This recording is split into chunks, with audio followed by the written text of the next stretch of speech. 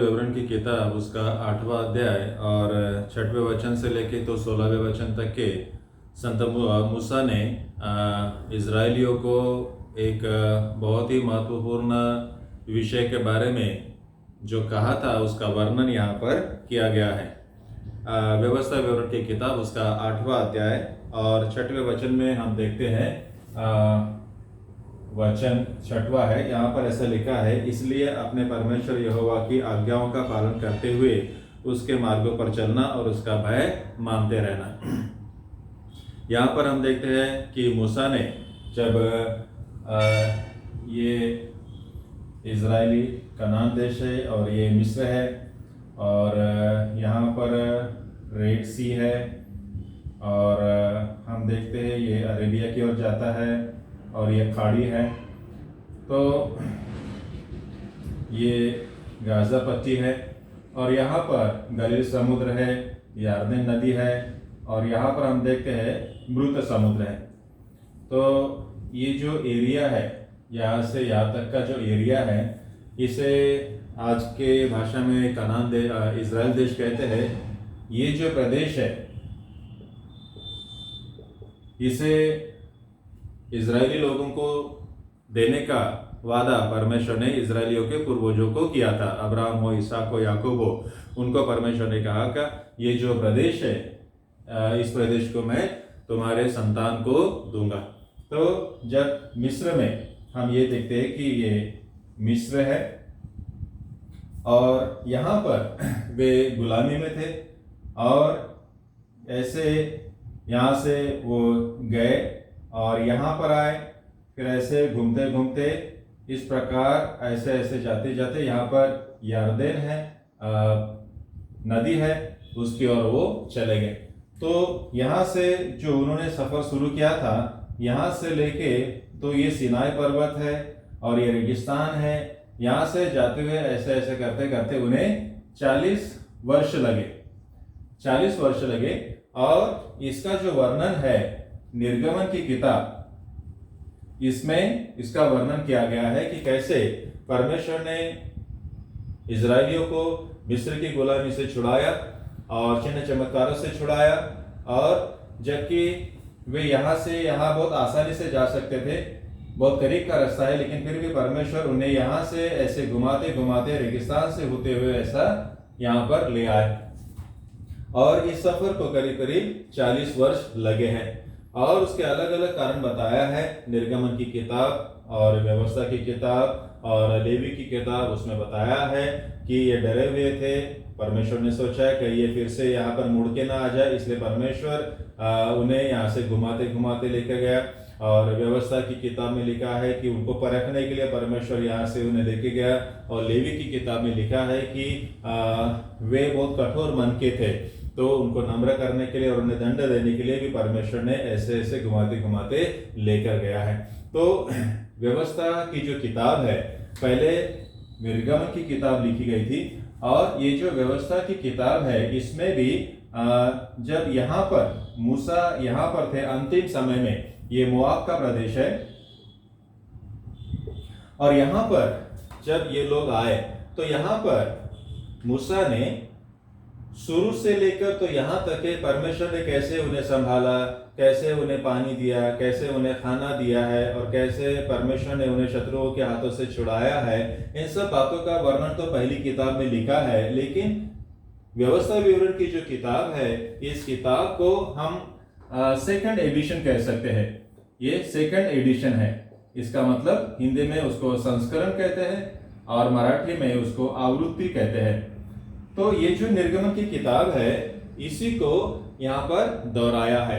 मतलब जो सेकंड आवृत्ति होती है, जो सेकंड एडिशन होता है, उसमें हम क्या करते हैं कि लेखक क्या करता है, पहली किताब लिखता है, उसमें यदि उसे कुछ एडिशन करना है, यदि उसमें कुछ सुधारना करना है तो वो एडिशन करता है, सुधारना करता है, फिर से उसको वो प्रिंट करता है। तो जो दूसरी किताब होती है, जो एडिशनल होती है, उसको हम क्या कहते हैं? सेकंड एडिशन कहते हैं। तो व्यवस्था विवरण की जो किताब है उसको हम क्या कह सकते हैं? निर्गम का ही वो क्या है?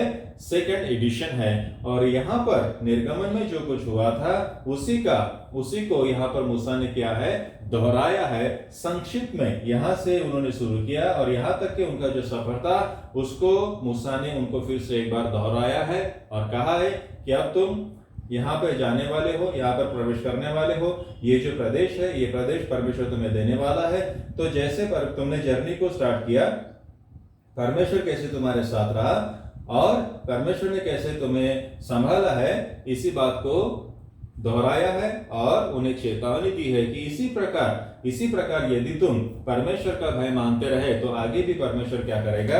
तुमको बचाएगा। इसी बात को वचन 6 में लिखा है। व्यवस्था विवरण की किताब उसका 8वां अध्याय वचन 6 में देखिए लिखा है, इसलिए अपने परमेश्वर यहोवा की आज्ञाओं का पालन करते हुए मार्गों पर चलना। तो यहाँ पर ये जो 40 वर्ष का सफर है इसे पूरा करते हुए जब यहाँ पर आए, अंतिम पड़ाव पर आए और परमेश्वर ने मूसा से कहा कि तुम तो यहाँ पर प्रवेश नहीं कर सकोगे, लेकिन यहाँ जो पर्वत है यहाँ से मूसा को परमेश्वर ने वो अभिवचन का प्रदेश दिखाया था, केवल दिखाया था, लेकिन वो यहाँ पर प्रवेश नहीं कर सकता था। मूसा को भी मालूम था कि मूसा का सफर यहाँ तक के है, इसलिए इजरायलियों को उसने कहा कि इसके आगे तुम्हें जाना है, यहोशुआ के नेतृत्व में तुझे जाना है।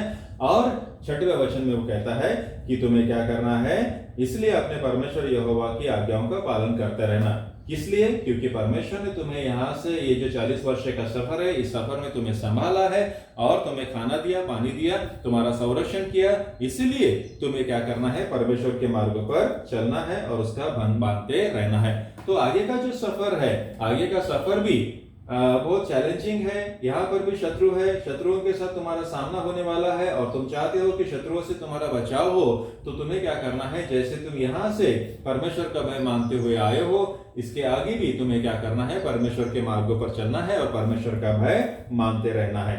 7वें वचन में देखिए, वचन 7, यहाँ पर वो कहता है, क्योंकि तेरा परमेश्वर यहोवा तुझे एक उत्तम देश में लिए जा रहा है। यहाँ पर देखिए मूसा है, यहाँ पर एक छोटा सा पर्वत है, यहाँ पर मूसा है और वहां पर्वत पर, छोटे से पर्वत पर वो सब लोगों को कह रहा है कि अब इसके आगे परमेश्वर क्या करने वाला है, क्योंकि तेरा परमेश्वर यहोवा तुझे एक उत्तम देश में ले जा रहा है। तो ये जो देश है, कनान देश, इस देश में वो लेकर जा रहा है। तो यहाँ पर जमे हुए लोगों को वो कहता है कि इसके आगे मैं तो तुम्हारे साथ नहीं रहूंगा, लेकिन परमेश्वर तुम्हें साथ में ले जाएगा।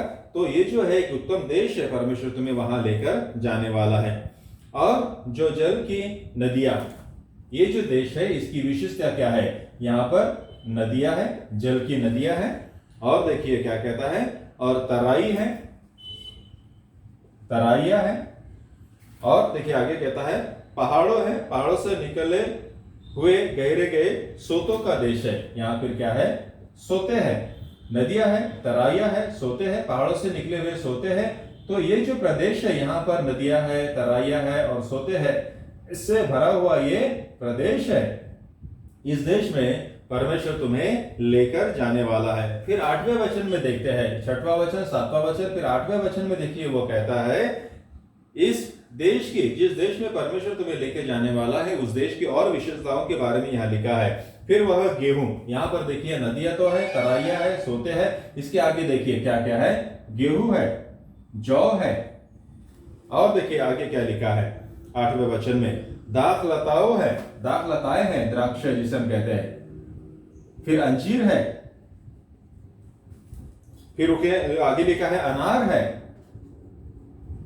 अनार है ना? गेहूं है, जौ है, दाखलताएं है, अंजीर है, अनार है, इनसे भरा हुआ ये प्रदेश है जहां नदियां है, तराइया है, सोते हैं और इन सारे सुविधाओं से, ये सारी चीजों से वो भरा हुआ प्रदेश है। उसके आगे वो देखिए क्या कहता है 9वें वचन में, 8वें वचन में, तेल वाले जैतून है यहाँ पर, तुम्हें जैतून का तेल मिलेगा। यहाँ पर जैतून का तेल वाले पेड़ है। फिर मधु का भी देश है, यहाँ पे तुम्हें बहुत सारा मधु मिलेगा, है ना? तो ऐसा वो देश है। फिर आगे वो लिखता है, उस देश में अन्न की महंगी ना होगी।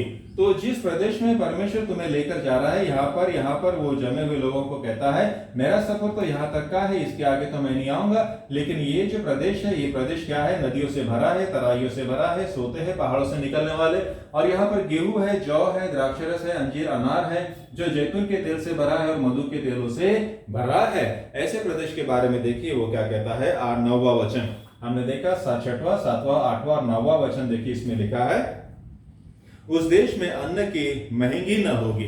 ये जो देश है जो नैसर्गिक साधनों से भरा हुआ है, ऐसे देश में क्या नहीं होंगी, महंगाई न होगी। आज हम देखते हैं हमारे देश में बहुत सारी महंगाई हुई है, लेकिन परमेश्वर तुम्हें ऐसे देश में लेकर जा रहा है जो नैसर्गिक साधनों से भरा है और वहां पर महंगाई न होगी। ऐसे प्रदेश में परमेश्वर तुम्हें लेकर जा रहा है। जो वचन परमेश्वर ने तुम्हें दिया था, तुम्हारे पुरखों को दिया था, उस वचन के अनुसार परमेश्वर तुम्हें ऐसे देश में लेकर जा रहा है। यहां क्या नहीं होंगी, महंगाई नहीं होंगी। 9वें वचन में लिखा है, फिर देखिए कहता है और न उसमें किसी पदार्थ की घटी होगी। यहाँ महंगाई नहीं होगी, यहाँ घटी भी नहीं होगी, तुम्हें सब कुछ बहुत मात्रा में मिलेगा। वहां देखिए क्या लिखा है, आगे लिखा है वहां के पत्थर लोहे के हैं। यहाँ जो पत्थर है केवल पत्थर नहीं है, बल्कि इसमें क्या है, लोहा है। और आगे देखिए वो कहता है कि वहां के पहाड़ों में से तू तांबा खोद कर निकालेगा। ये जो पहाड़ है, ये जो पहाड़ आप देखते हैं, यहाँ पे आपको क्या मिलेगा, जो तांबा होता है वो बहुत बड़ी मात्रा में है। तो यहाँ पर के जो पत्थर है वो लोहा से भरा हुआ है, और यहाँ की जो टिकड़ियां है वो उसमें क्या है, बहुत मात्रा में तांबा है। तो ऐसे प्रदेश में परमेश्वर तुम्हें लेके जाने वाला है जहां नदियां हैं, जहां तराइयां हैं, जहां सोते हैं, जहां गेहूं है, जौ है, द्राक्षरस है, और वहां महंगाई ना होगी, कठिन ना होगी।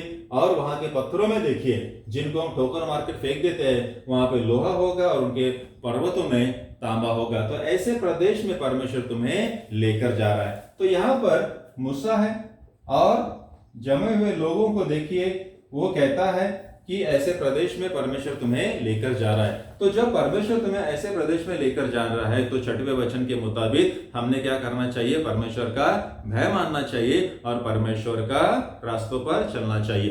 देखिए यहाँ पर हम देखते हैं इनका जो प्रवास है, मिस्र की गुलामी से ये लोग आए हैं। यहां पर मिस्र है, मिस्र में गुलामी है, लेकिन यहां पर इज़राइल है। यहां पर क्या है, आजादी है। लेकिन यहां पर जब हम परमेश्वर ने आजादी दी है, उसके साथ साथ क्या है, नैसर्गिक साधनों से भरा हुआ ये देश है, भरा हुआ देश, नैसर्गिक साधनों से भरा हुआ देश है। जब परमेश्वर हमें इस गुलामी से, लाचारी से छुड़ाता है और आजादी के देश में लेके जाता है जहाँ नैसर्गिक साधन संपत्ति है, तो हमने क्या करना चाहिए, हमारा क्या कर्तव्य बनता है कि हम परमेश्वर का भय माने। तो यहां पर देखिए उन्नति हुई है, गुलामी से छुड़ाया है, आजादी की ओर वो गए हैं। तो जब परमेश्वर हमें आजाद करता है, परमेश्वर हमें आशीष देता है, परमेश्वर हमें गुलामी से छुड़ाकर आजादी में लाता है, परमेश्वर हमें महंगाई और घटी में से छुड़ाकर बहुतायत के प्रदेश में लाता है, तो हमारा क्या कर्तव्य बनता है कि हम परमेश्वर को, जिसने हमें गुलामी से छुड़ाया है, उस परमेश्वर का स्मरण करें, उस परमेश्वर को हम क्या करें, धन्यवाद दें। आगे देखिए वो क्या कहता है, एक बड़ी चेतावनी उसने कहा है। फिर 10वें वचन में देखिए वो क्या कहता है, व्यवस्था विवरण की किताब उसका 8वां अध्याय और 10वां वचन में लिखा है, और तू पेट भर के खाएगा। वहां पर तू पेट भर के खाएगा। आज हम हमारे देश में देखते हैं कई लोग हैं जिनको पेट भर खाने का लिए अनाज तक के नहीं मिलता है। हम धन्यवाद देते हैं सरकार के लिए जिन्होंने थाली है ना 10 रुपए में एक थाली का आयोजन किया है कि गरीब से जो व्यक्ति होता है अगर उसके पास 10 रुपया है तो उससे 10 रुपए में कुछ खाना मिल सकता है। लेकिन परमेश्वर कहता है कि मैं तुम्हें ऐसे देश में लेके जाऊंगा। मूसा उन लोगों को, जमे हुए लोगों को कहता है कि परमेश्वर आगे तुम्हें ऐसे देश में लेके जाएगा जहां तुम्हें पेट भर के खाना मिलेगा, और इस उत्तम देश के कारण जो तेरा यहोवा है तुझे देगा, उसे धन्य मानेगा।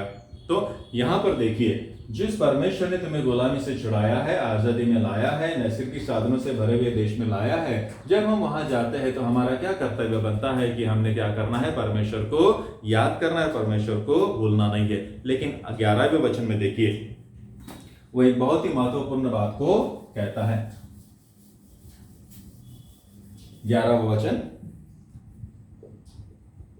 यहां पे कहता है, वो चेतावनी देता है, कहता है सावधान रहना, है ना। 11वें वचन यदि हम पढ़ते हैं तो उसमें लिखा है इसलिए सावधान रहना।